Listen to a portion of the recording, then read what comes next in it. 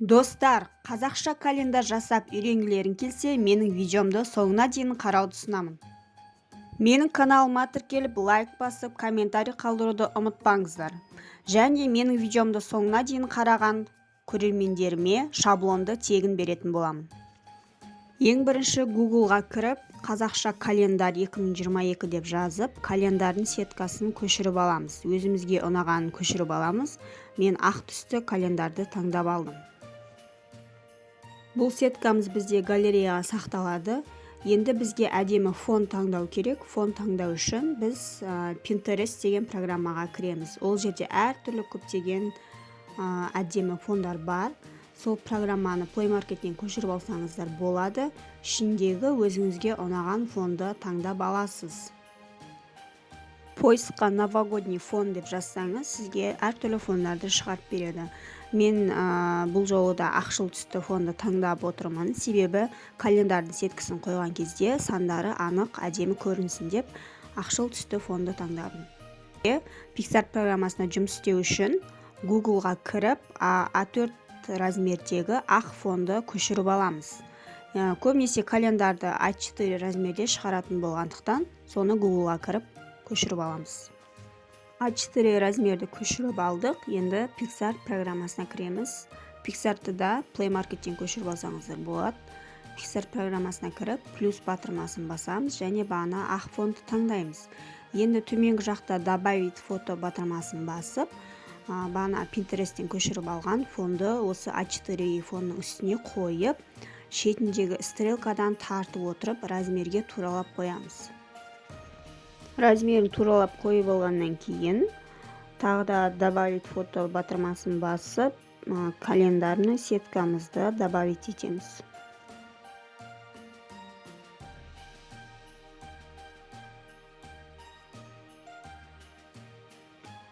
Сетканы да тоже добавить еткеннен кейін, шетіндегі стрелканы тарту арқылы керекті жерге қоямыз. Қай жерге қойғыңыз келеді, сол жерге әдемілеп фонның үстіне туралап қоямыз. Қойғаннан кейін төменгі жақта смешать деген батырма бар. Соны басып, одан кейін усиление дегеннің үстін басамыз. Сол кезде сіздің мына сандарыңыз, календардағы сандар, күндер анық көрініп тұрады. Артқы ақ фонын көрсетпей, тек қана сандарды көрсетіп тұратын болады.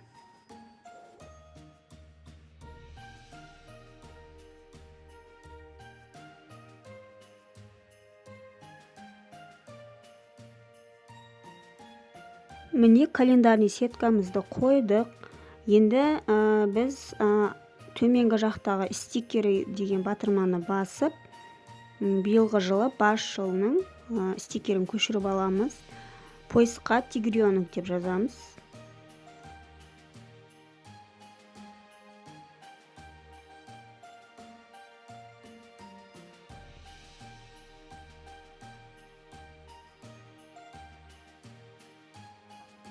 Осы тигреноктың суретін тоже жанындағы стрелканы тарту арқылы керекті орынға қоямыз. Қай жерге қойғыңыз келеді, сол жерге қойып қоямыз.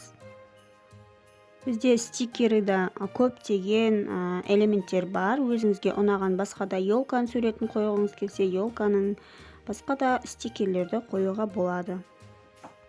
Енді календарға өзіміздің фотомызды қою үшін рамка жасайтын боламыз.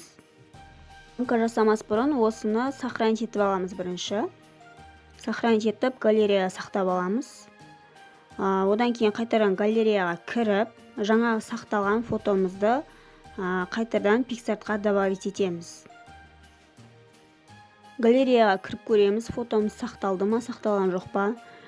Егер сақталса, соны үстінен басып, төменгі жақта отправить Pixar деп ашамыз. Немесе Pixar'дың өзіне кіріп добавить етсеңіздер де болады.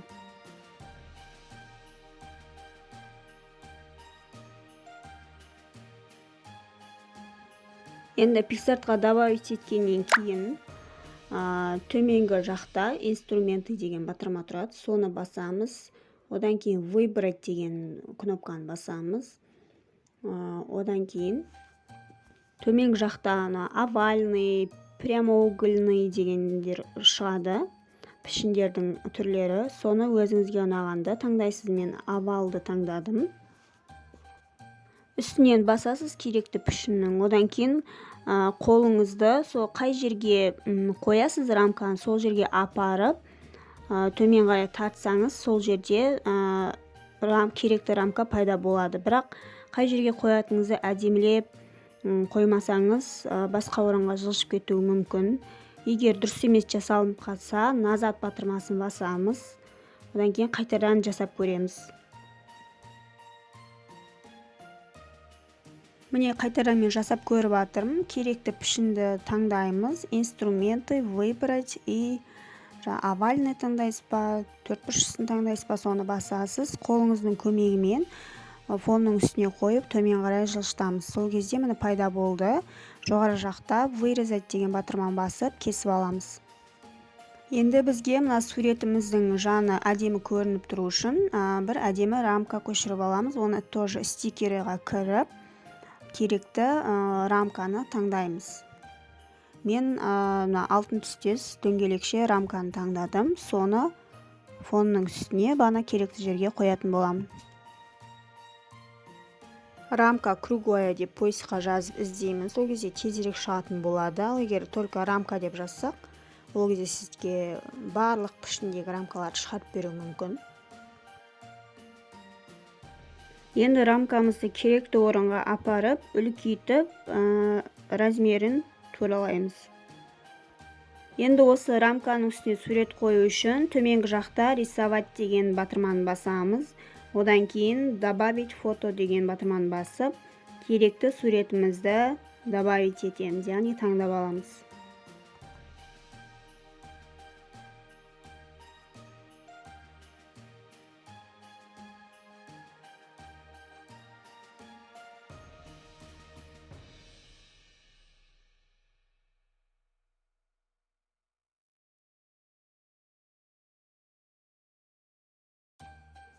Суретті таңдап алдық. Енді осы суретті рамканың үстіне қоямыз. Ана галочка батырмасын басып, керекті размерде үлкейтеміз. Одан кейін мына ең бұрышында тұрған батырманы, ең соңғы батырманы басып, төменгі жақтағы көздің суреті бар жерді екеуін алмастырамыз. Сол кезде сіздің суретіңіз рамканың артқы жағына орналасатын болады. Суретімізді әдемілеп, размерін туралап қойып шығамыз. Осымен біздің календарымыз дайын болды, достар. Жоғарыда галочканы басу арқылы сақтап аламыз. А4 размердегі календар бұл. Кез келген распечаткасы бар жерге барып, шығарып алсаңыз болады принтерден цветной қылып. Осы календардың шаблонын тегін көшіріп алғыңыз келсе, менің каналыма міндетті түрде тіркеліп, лайк басып, комментарий қалдыруды ұмытпаңыздар. Және ол календардың шаблонын мен видеомның описаниясына телеграм каналымның ссылкасын қалдырдым. Сол арқылы кіріп көшіріп алсаңыздар болады. Бірақ ол менің каналыма тіркелген подписчиктеріме арналған. Достар, сау болыңыздар. Келесіде менде көптеген видеолар болады. Күтіңіздер.